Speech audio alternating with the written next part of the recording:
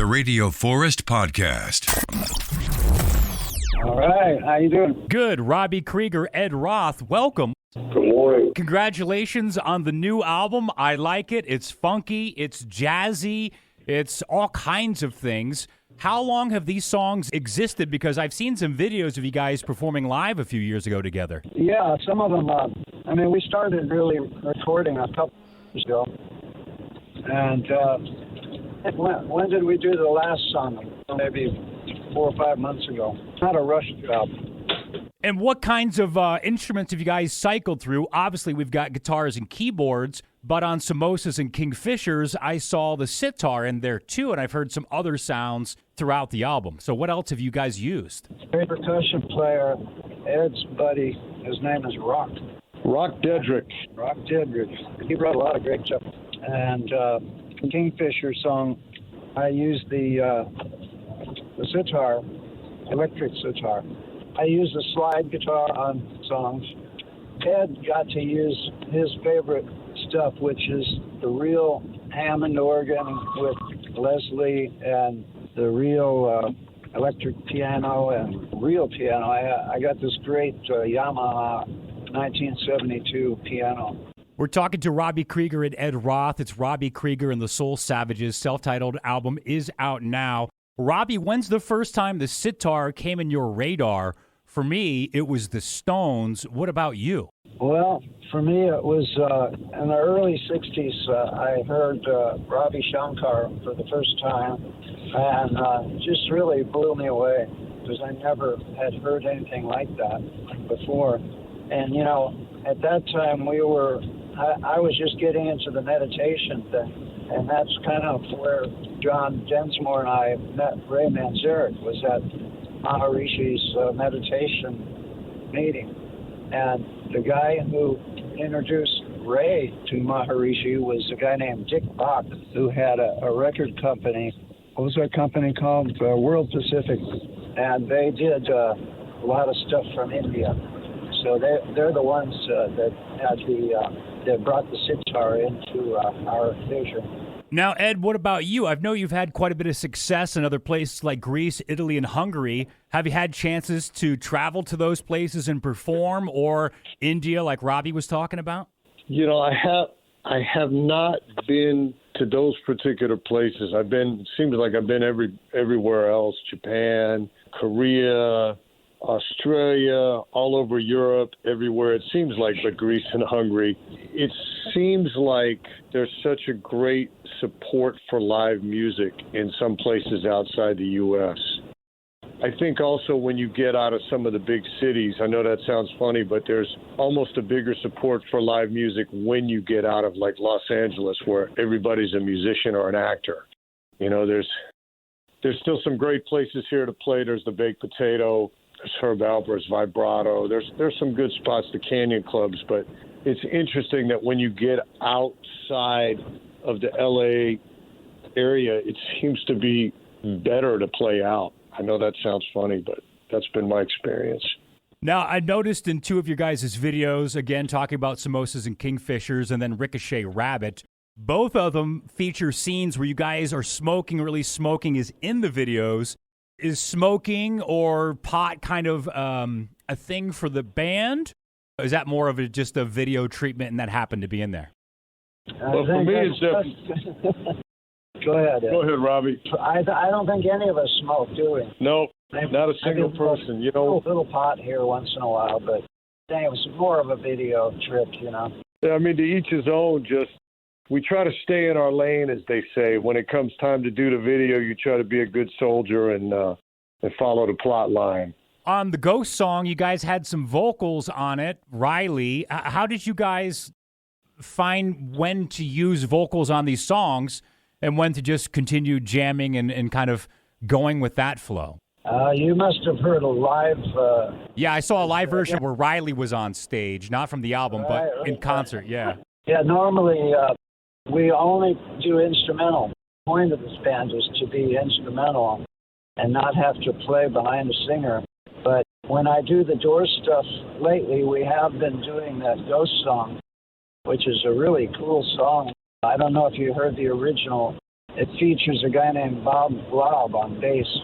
He's an amazing bass player, and he came up with this great part, and Kevin loves it. It's right up his alley. I saw you and Ed performing Riders on the Storm, and you had not Riley, but a different singer. It was kind of more of a smaller club gig. But I actually had a question about that.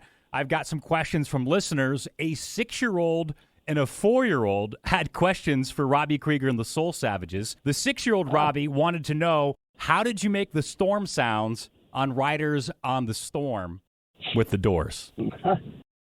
Well, that storm sound was recorded by Bruce Botnick, who was the engineer for the Doors. Every record the Doors ever made was engineered by Bruce.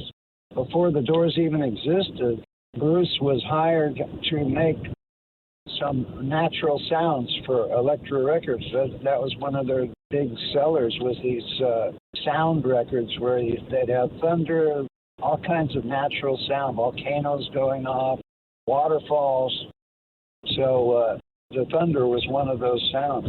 Ed, a good question for you from the 4-year-old. She wanted to know, do you have a beard or mustache? It's a, what do you call it? Used to be called a soul square, but now I guess it's a goatee when you got the mustache. Oh, yeah, okay, gotcha. Yeah.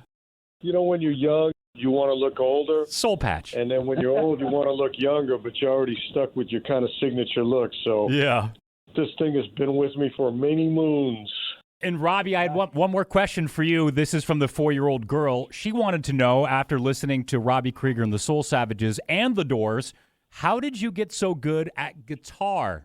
Well, I think if you really want to get good, you start when you're young. You know, if she's 4 years old, that's perfect. I didn't start till I was 14. Some of these kids online nowadays, the 5-year-old kids and stuff, and they're shredding. Yeah, it's insane. Yeah. Guys, on the new album, my favorite song is Shark Skin Suit. Can I ask how that came together? I'm glad you like that one. I'm sure our manager, Tom Vitorino, would love that too, because that was his idea. One day he said, you know, guys, I love this record, but there's not enough high-energy songs. You know, we need one that'll really just come breaking out of the gate.